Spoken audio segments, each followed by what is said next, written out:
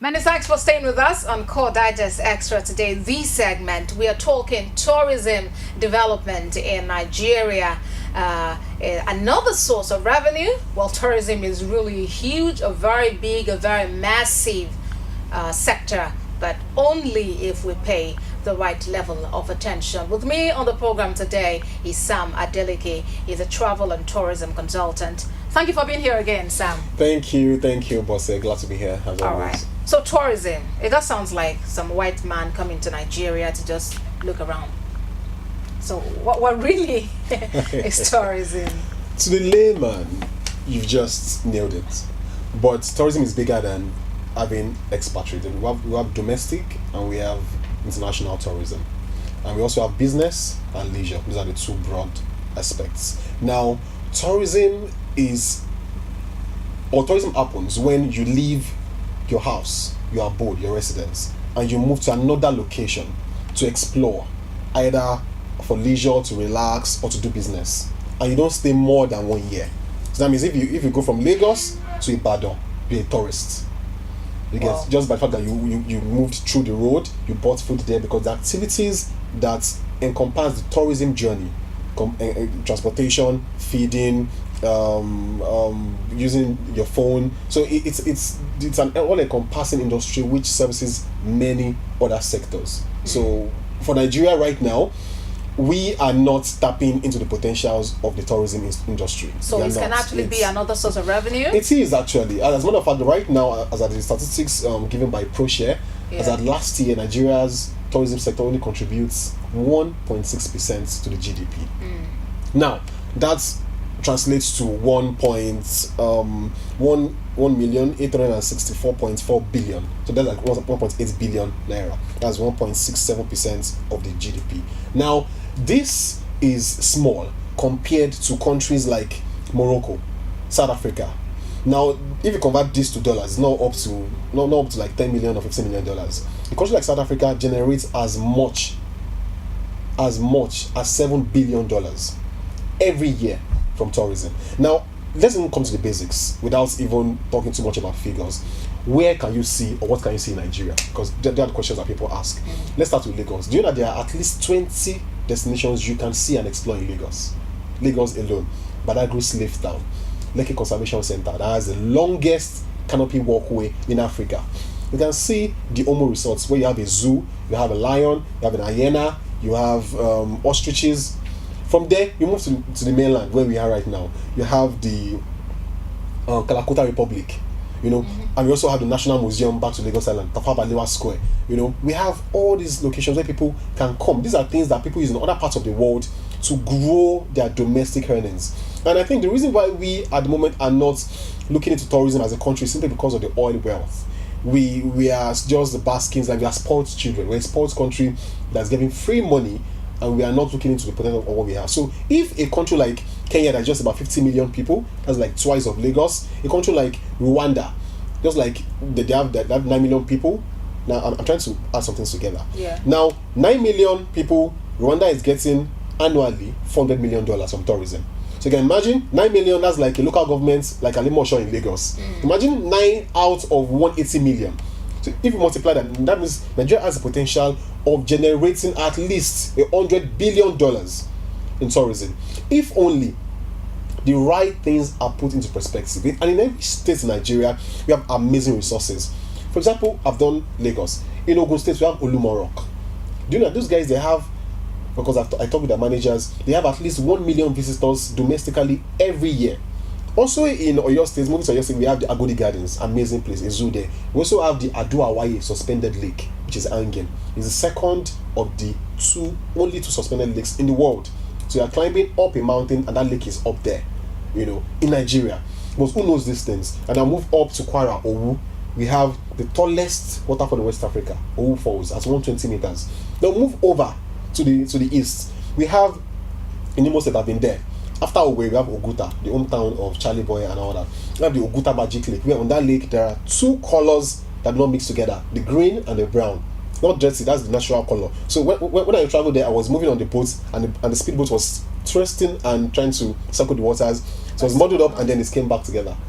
Imagine that. So imagine, and these are things that people in East Africa, South Africa charge thousands of dollars for tourists. People want to see this, but how can they see if the government does not invest? Right now, a country like Kenya invests at least $19 million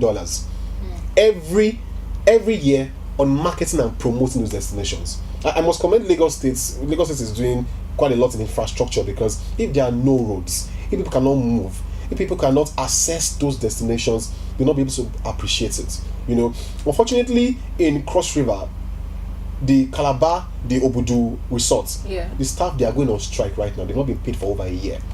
And unfortunately, the same state had the successful Calabar Carnival in December.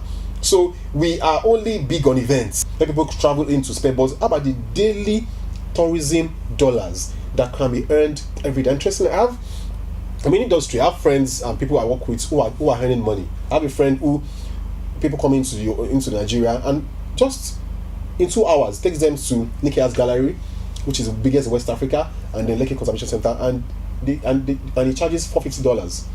Imagine that, just taking to 2 places. So imagine if the government sees that's just one person getting that, and that's apart from the business he came to do, business tourism. So if we look at the potentials of the number of people arriving in Lagos every day, and looking at these people can actually go to these destinations and pay and exchange money, because once they travel, the taxi person gets paid, the bolly on the road, they buy more recharge card, they buy clothes from the arts and crafts store, they eat. So the cycle is such that the money is spread round and round and round and round and round. It's a very potential. It's a potential that Nigeria needs to really tap into. But we haven't tapped No, we haven't. No, we haven't. So how can we tap into? How can we tap into it? Number one, we need the government to understand the potential. That's why this is we have the NTDC. That's the Nigeria Tourism Development Corporation. Yes. Now, I was with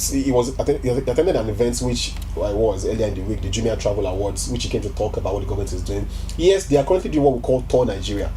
That's a campaign for Nigerians to tour Nigeria, domestic tourism. But then I think it can go more. It does not even have the marketing body. I'm aware that the ministry does not have, that agency does not have enough money to even promote and market Nigeria. That's number one. So that means, number one, the government needs to allocate resources to tourism, fund the tourism agency, and let people promote this country on social media, on CNN, on YouTube, on Core TV News. Every sector has the same complaint. Exactly. So, but unfortunately, not all sectors. I think apart from tourism, education is one that does not because health, money. for instance, will tell you that we're not meeting up to the UN WHO standard. I agree, because there is no way tourism can even try if we don't have a proper health sector. Because when those people come and they fall sick, they need to be flown out of the country if there are no good hospitals. So actually, all these facilities complement tourism. So the government really needs, and that's why Lagos State, I don't know what I'm talking about Lagos State, but the governor has shown that he understands what tourism is. That's why he's building roads, trying to erect monuments all around the states. So right now, once all those things are in place, you can start marketing. Because if you say visit Nigeria, tour Nigeria, but there are no roads, there are no power, no safety, no security. But interesting, in spite of all of this, people are still visiting the country. Nikkei's Gallery in Lekki, they have an average of 500 visitors every day. Wow. They're coming in free. They only get to pay when they need to wear their adire that the woman makes, or they need to do an adire class, or they need to do some other extra things. So there are individuals who are really making efforts. At least right now, the lowest hanging fruits to make money in tourism right now is outbound. 2,000 Nigerians travel to Dubai every day. So you can imagine how much the Emirates and other airlines are making. So you can imagine if we make our own country habitable, and also it starts from the leader.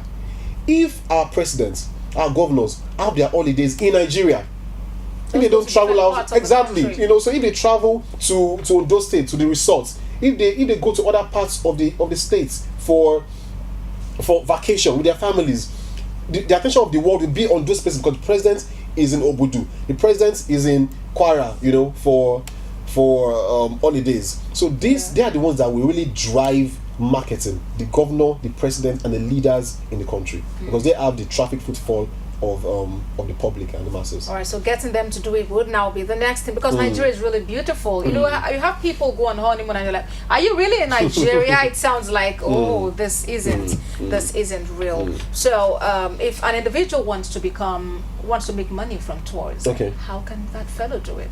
Very, very, very easy. Now there are many aspects you can plug into. Excuse me, as a taxi driver, you can be a tour guide.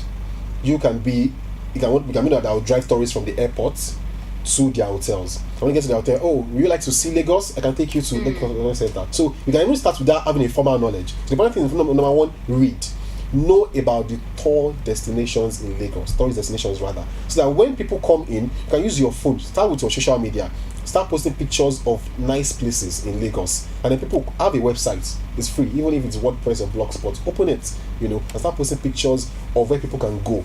And these things are already available on the internet, So it's important that we have people who have a passion for it, because it's all about you.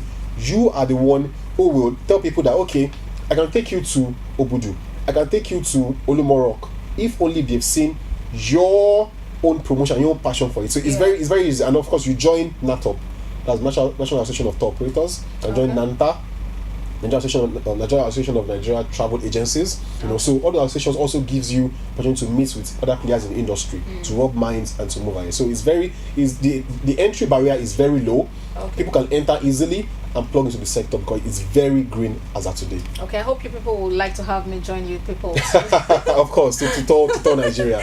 That would be so interesting. So I really look forward to having more people, get involved in this. Let's promote the positive image of this country. There might be so many things wrong, bad, but we have a lot of positives too that we can promote, and the world is willing to come see. Willing. When some of those white people come and see them tidy gaily, you see them wear the rambo band, it just looks, or they're trying to dance to our music. They want to come. They only want to know that we are ready to accept them. We have amazing attractions. The biggest names in music and movies are in Nigeria. So when I said that, I started laughing because they know about Olamide, Davido, Wizkid, Mama G, that's Patience Ozoko. Okay. Because they've invited her to Rwanda for the gorilla naming ceremony. Wow. The president. So they recognize our stars. So imagine we say, come to Nigeria and come and see our stars. See those people. And see where they grow. Come and see Oju Elegba. That's the national anthem in Africa. Yeah. So people identify with our creative ability. And if you can sell that alone, people will come to Nigeria and then see where these stars were born, from the east to the west to the north to the south. So I think we should start with the lowest hanging fruits, where people can identify with us, leaving aside the security challenges, which is everywhere all over the world. All right, Sam, you know what? I think we really need to do this again. Wow. It's like this shouldn't end, but it's time and we really have to go. It's been a pleasure having you on the program today. Pleasure. My guest has been Sam Adeleke, tourism and travel consultant. Thank you very much for your time on the program today.